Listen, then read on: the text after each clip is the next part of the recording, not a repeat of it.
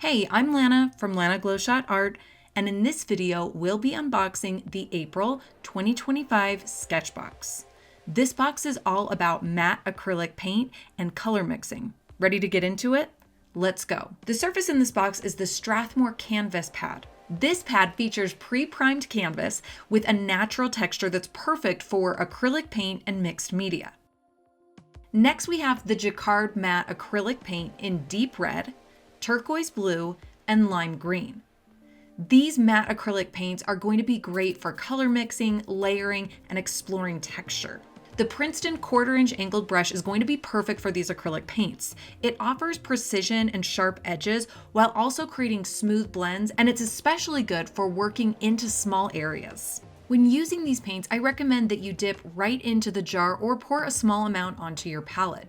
And don't worry about adding water to these paints. I find that acrylic paints work best when they are used without being diluted by water. Here I'm swatching the deep red, and I'm using the angled brush to create really nice, precise edges around my box. Then I can play around with the different marks that I can make and look at the precision when you turn the brush on its edge. Next, I swatch the turquoise, and I'm going in with a clean brush so that there isn't any cross-contamination or mixing just yet. Now I'm swatching the lime green. This lime green is actually going to act as a yellow when we do color mixing in our color wheel study. I start with a swatch of the deep red up at the top of an imaginary circle for my color wheel. Then I wipe off my brush with a paper towel, and I do this in between each color change. I also occasionally rinse off with water, but I focus on this paper towel a little bit more. A third of the way around the color wheel, I swatch in clean turquoise blue. Now it's time to mix. I'll start with equal amounts of the deep red and the turquoise blue, and I'll add and tweak these colors until I find a color that's exactly in the middle. Then I will nudge this color towards the red and also towards the blue so that I have both the secondary violet color and the tertiary red violet and blue violet.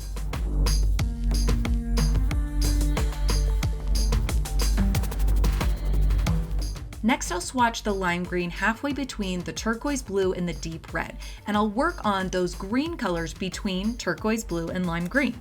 Now, it's important to note that these colors are going to be much closer together than the violets, or you'll see later on the oranges. And that's because the lime green already has some blue in it.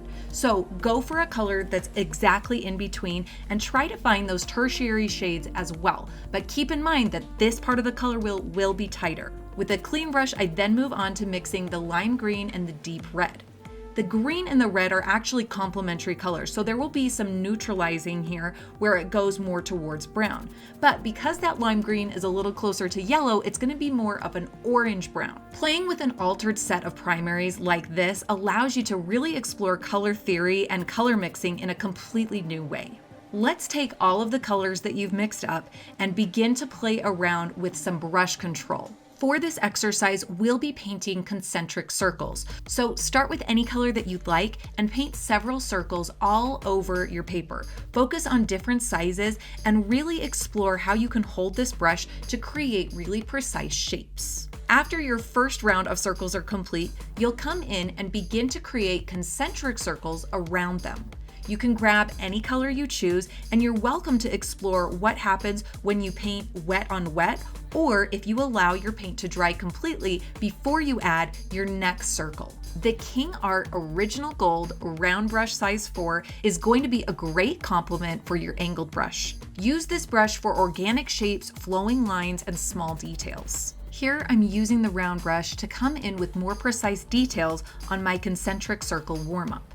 This will allow me to continue to practice my brush control while adding variety to this piece.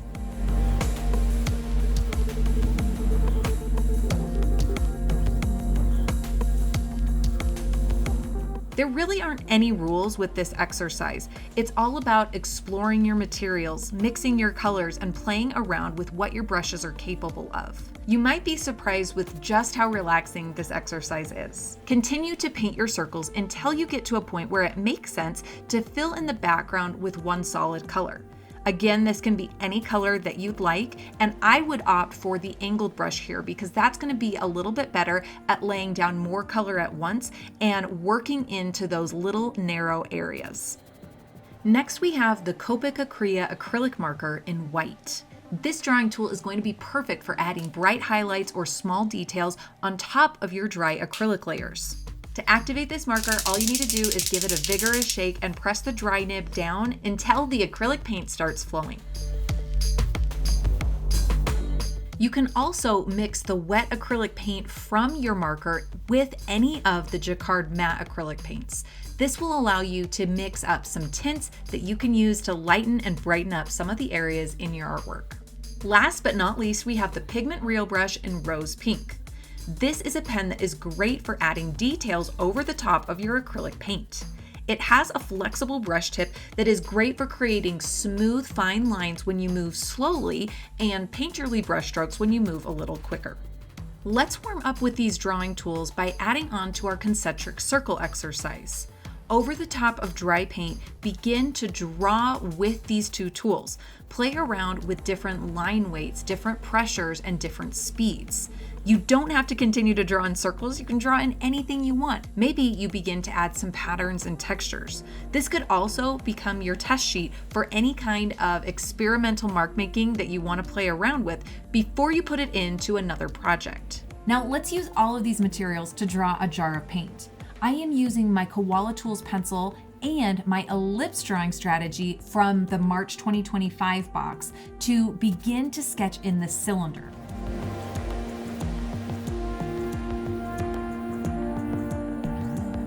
Don't be afraid of making mistakes or adding a little bit more pressure to this undersketch because your acrylic paints are going to lay over the top of it completely opaque. Using the deep red, I begin to apply color into the base of the jar. I leave a little window towards the left where the reflection of the light source is going to hit. That can be the white of your paper, or for this demo, I'm actually mixing in a little bit of the Copic Acrylic white. I don't have black for the lid of the jar, so I'm going to mix deep red and turquoise blue together. That's going to give me the darkest color that I have available, and I'll use this on the outside edge of the jar top. This is going to be my darkest area. I will then take this color that I mixed up, add a little bit of red to it, and begin to blend it into the right side of the jar. That is going to help this jar feel like it's turning in space away from the light source. I want this jar to feel really grounded, so I mix up some of the lime green and the deep red to give me a neutral color that I can use for the base. I even mix in a little bit of that violet that I already had to help neutralize it even more. I use this color to create a surface for the jar to rest on. I have a little bit of that Copic Acrylic white still on my palette, so I add just the tiniest bit around the edges where the ground plane comes closer to the jar. That's going to create some more contrast. Then, as I move towards the right, I need to map in the cast shadow. This is going to be the violet color with a little bit of that lime green neutral color that I mixed together. If you don't get it right the first time, don't stress out about it. You can continue to layer these acrylic paints over and over again so that you get it exactly the way that you want.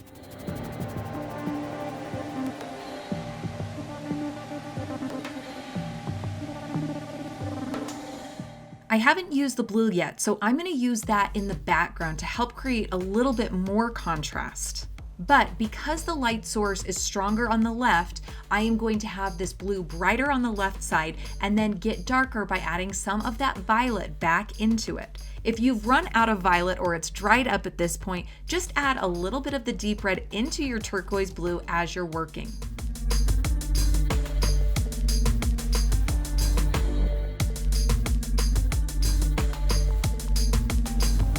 The top of this jar is being hit by the light source, so it's going to be lighter than the side of the top.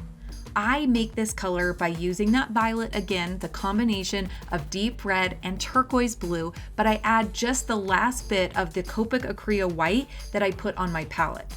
For this entire piece, I use just one squirt of Copic Acrylic white. A little goes a long way, and all you need to do is use it to gently shift your colors if you choose to. You could also add a little bit of water to make some of these colors more transparent and get the white of the paper to do some of the work for you to lighten the values. Once this piece is completely dry, I come in with the Copic Acrylic marker and I use it to create some strong, bright highlights. This is going to make the surface of this jar of paint feel more reflective. I also use the pigment reel brush to add some bright pink contrast along the edge of the highlight, drawing more attention to the light shape of this jar of paint. Now that you feel comfortable imagining a light source and creating shapes in 3D, it's time to paint a couple cherries, which happen to be the prompt for this month.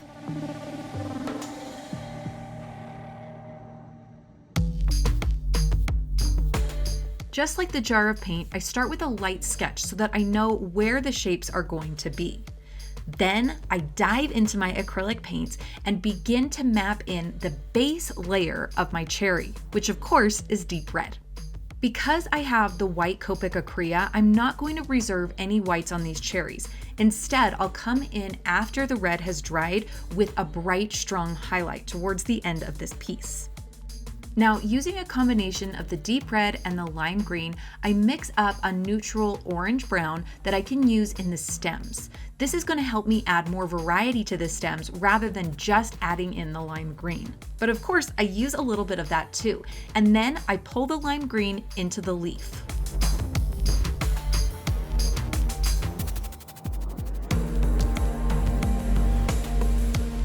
I want to add a little bit of dimension to this leaf, so I mix up another green with the lime green and the turquoise blue.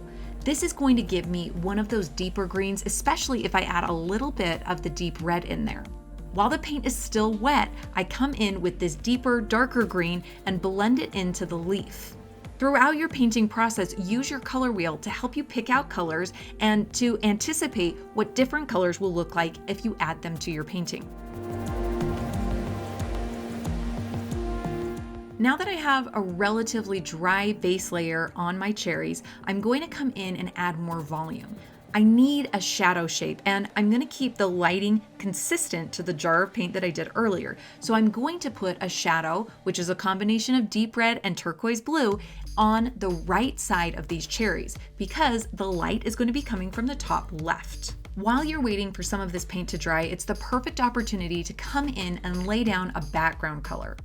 I am choosing to use the straight turquoise blue for this, and I'm gonna lay it in flat throughout the entire background. Use your angled brush to carefully cut around the stem, the leaf, and the cherries and create really precise edges. As I work my way down the piece, I decided to add in a very subtle cast shadow to these cherries so that they feel a little bit more grounded. But to keep it subtle, I really blended out those edges so that there aren't really sharp edges around the cast shadow. The highlights are going to be on the top left of these cherries, and because these are really reflective surfaces, I'm going to keep the highlights much more crisp and geometric. And don't forget to add a little bit of highlight to the stem as well. After painting these highlights, I felt like I wanted just a little bit more variety in my color, so I mixed up a couple tints. One of these was the Copic Acrylic with a little bit of deep red and turquoise, and I used that next to the highlight to create a little bit more dimension. I also mixed up a little bit of a green tint with the lime green and some of the white, and I used this in the leaf to make some highlights. This allowed me to add some of that lighting to the leaf without it overpowering the highlights in the cherries. I finished off this piece with the pigment reel brush, and I love the strokes that I was able to make with this particular drawing tool because it gave the cherries just that much more form and dimension. Notice how I'm manipulating the strokes to wrap around the form of the cherry and to give it a little bit more volume.